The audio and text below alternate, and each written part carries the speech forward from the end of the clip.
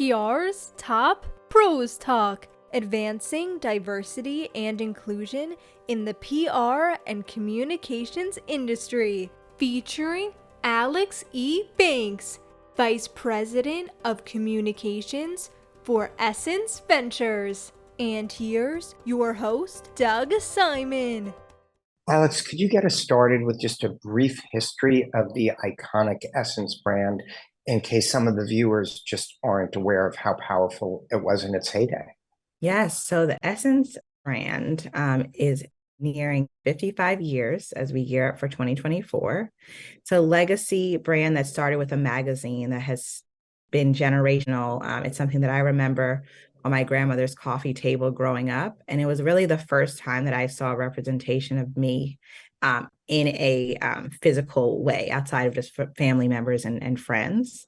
From there, it's been just a part of my personal life from every angle. I always know that there's that trusted resource of the Essence magazine that I could go to. It's like that for many, many people today, probably many people watching this as well.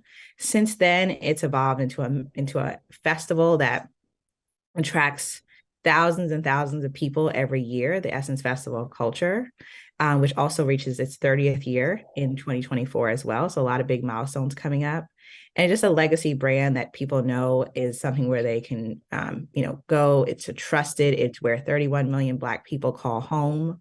And it's something we will continue into the next decades. And then a great history for anyone that's not as familiar with Essence as a brand is Time of Essence, which is a 5-part docuseries that aired on OWN in August of this year.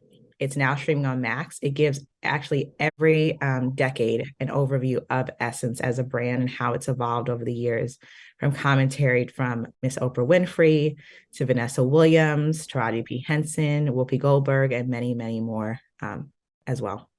Thanks for starting us off with that descriptor. Now, obviously, your role on the team now is to help bring the brand into the future. What are some of the things that you're working on, and where do you see it going? I have the pleasure of being the Vice President of Communications for Essence Ventures. And Essence Ventures includes Essence Communications, Inc., which is the brand that I was just discussing, legacy brand going on 50 plus years, 55 next year in particular, as well as Afropunk, which is a global festival. We just celebrated Afropunk in August in Brooklyn. There's also BeautyCon, which is a brand that we had the pleasure under the Essence Ventures ownership to revive this year in September in LA. And then also Essence Studios, which is more of our production arm that has been able to produce a ton of great content across all of the brands under the Essence Ventures portfolio. And you recently spoke at the PRSA National Conference. It was a very interesting panel. Can you share some of the top takeaways from what that panel was about and what you discussed?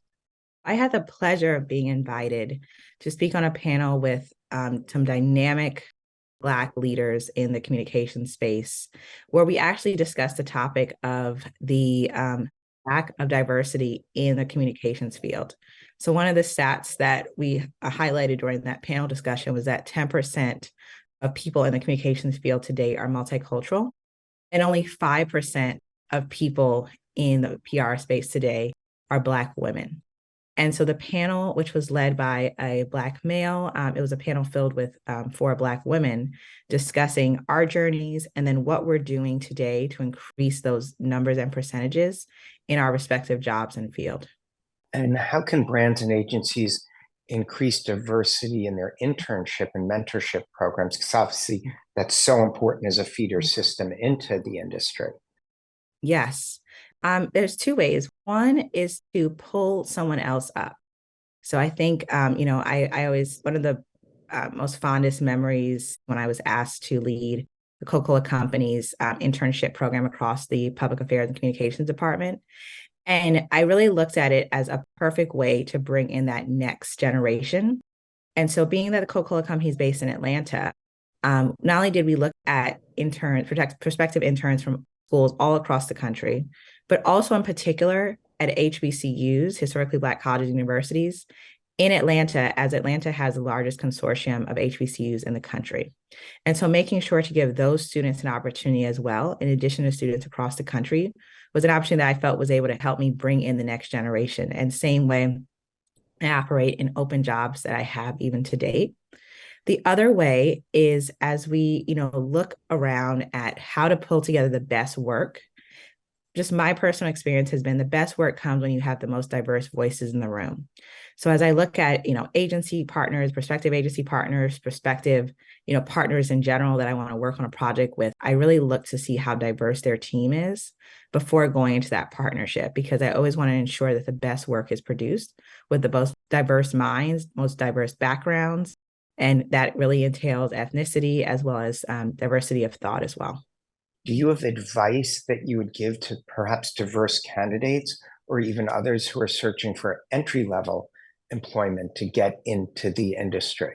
Yes, I would say network is the biggest thing. I think every job that I've gotten to this day has been based on a connection that I've made, not even a connection I've made asking about a job, but more of just connecting with people, connecting on commonalities, and being rememberable that, continue to follow up, check in, not just when you need something, but just saying hello when, Merry Christmas when it's Christmas time, just to stay on top of people's minds so that when something pops up, they may consider you and say, hey, this would be a great opportunity. And I think the other one that I always tell people is make sure that wherever you meet someone, it could be at a networking event, it could be walking down the street, is that they have the best, they leave that experience with the best experience they could possibly have had with you, because you never know how that opportunity may lead to your next, whether it's a job or just making a new friend. Is always something that just think about as you're looking at your next opportunity as students. And interning is the biggest one. You can't, get to, a full-time position if you don't have experience outside of the classroom. And so many companies offer tons of internships, great internships. A lot of agencies offer internships that then turn into full-time roles immediately after college as well. One of the things that might be challenging, obviously, you've talked about the current lack of diversity within the communication space, so that at 10%, if the industry isn't growing rapidly, and we saw a little slowing down of the growth this year compared to the last few years, are there still ways that agencies and clients communications teams can still increase diversity when they don't have a lot of jobs available? Yes. I mean, I think going back to the internship piece, these students are so eager.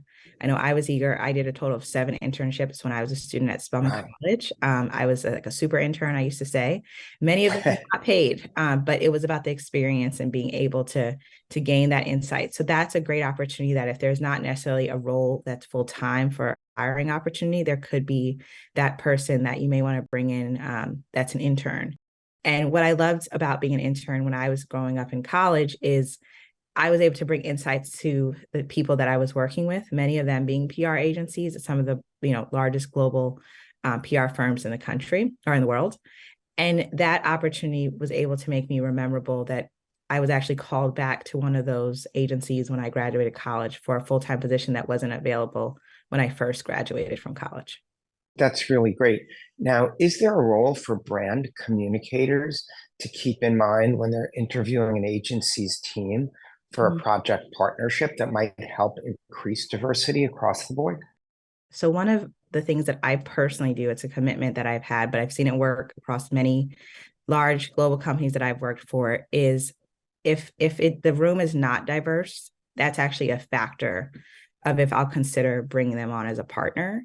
And not in a negative way, but more so just around, again, most diverse rooms allow for the best creative thinking, because it's backgrounds, it's all sorts of things that, like, I may not have the same background as someone else, and that oftentimes that happens, and someone else may not have the same background and experiences as someone else. So when I really look at narrowing down a partner that I want to bring in as a part of, whatever company that I'm with, from a communication standpoint, I really do look at not only just ethnicity, but also their backgrounds to see how that will then pull through in the work. That's really important. And I think within your last answer, you were starting to state what a lot of really called the business case for increased diversity. And it's a pretty strong case. 100%. I mean, that was what the PRSA panel was about. It was how these communicators that were sitting on that panel, what they've seen work And it really is when you have that diversity of people and thinking, and how that's been able to help not only in just their personal careers, but also in the work that they produce every day at their respective companies and organizations. This has really been a great conversation. As I ask you for a final thought you might want to add, I will mention that we're going to include the link to the information about the documentary series you spoke of, so more people can check it out. Any final thoughts? Yes, I always just tell people, one of my favorite quotes, it's an anonymous person that said it, but it's always, don't tell people your dreams, show them. And really, like, if you have something that you're really passionate about, show it. That could be, whether you're volunteering. I'm a big, proponent of volunteering and community service. That's like a personal passion of mine. It's just all those different things and interactions is really what helps to show people what you love, what you're interested in, versus just telling them. It really gives them an opportunity, a sneak peek behind what you're interested in, outside of just more of a talking conversation. That's really great advice. And thanks so much for sharing your great information. I know you're so busy with your role at Essence. We really appreciate you slicing out the time to help the people who watch this be better at what they do. Thank you so much for the opportunity. I love talking to you guys, and I'm always happy to connect with people. I tell everyone, reach out to me on LinkedIn. Always happy to respond, and connect. Great. And my relationship with Essence goes all the way back to 1993 when we covered the Essence Awards from Radio City. So that was really exciting. Thanks again for joining us. Yes, thank you so much.